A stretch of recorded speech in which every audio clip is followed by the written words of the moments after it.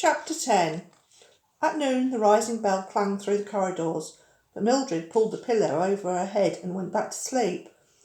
It wasn't long before the door of her room burst open.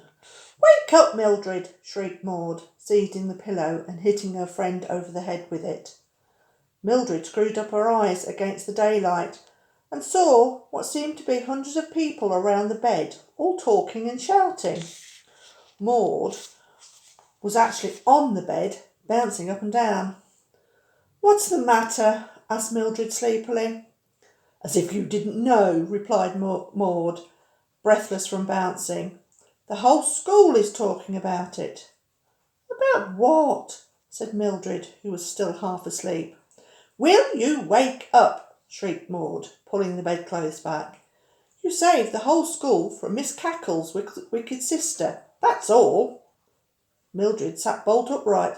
"So I did," she exclaimed, and everyone laughed.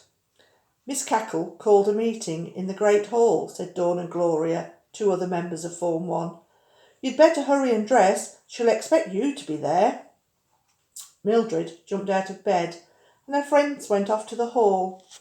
She was soon ready and ran to join them, shoelaces trailing along the floor as usual.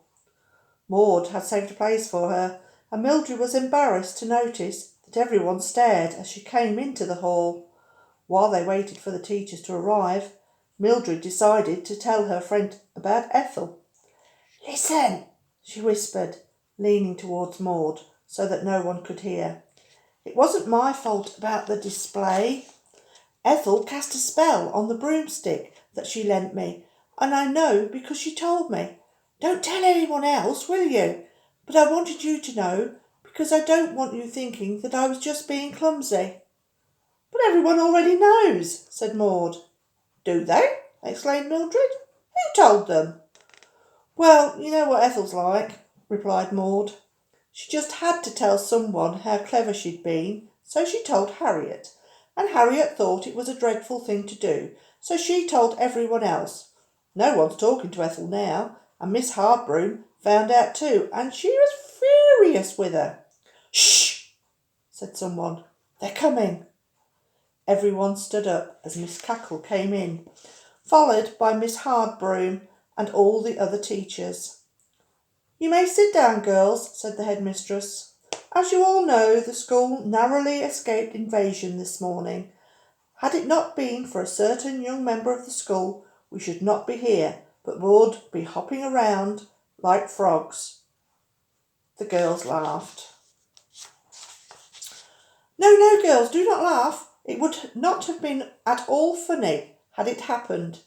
However, as it did not happen, I proclaim the rest of today a half-day holiday in honour of Mildred Hubble. Mildred, would you come up here for a moment?" Mildred went bright red and was pushed to her feet.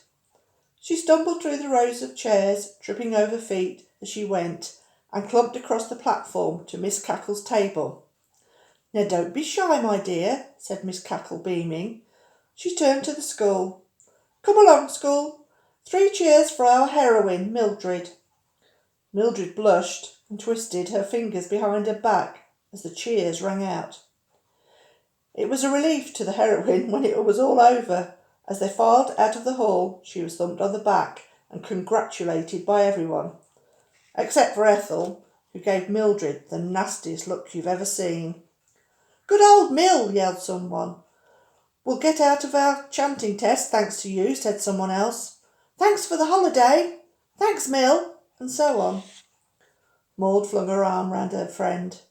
"You did look embarrassed," she said. "You went ever so red. I could see you from the back of the hall." "Oh, don't," said Mildred. "Let's go and fetch the kittens and make the most of our holiday." "One moment," said a chilling voice that they knew so well. The 2 girls turned to find their form mistress standing behind them. They jumped to attention at once, wondering what they had done, which was a natural reaction whenever Miss Hardbroom spoke. This time, however, to their amazement, she smiled, a friendly smile, not like the usual curl at the corner of the lips. "I just wanted to say thank you, Mildred," she said. Run along now, girls, and enjoy your holiday before it's over." She smiled again and vanished. The girls just stared at each other. "Sometimes," said Mildred, "I think she probably isn't as mean as we think she is." "Perhaps you are right, Mildred," said Miss Hardbroom's voice from behind Mildred's ear, and the two girls jumped in horror. Mildred grabbed her friend's hand, and they hurried away down the corridor out into the misty playground, leaving Miss Hardbroom's laughter echoing from nowhere along the empty passage.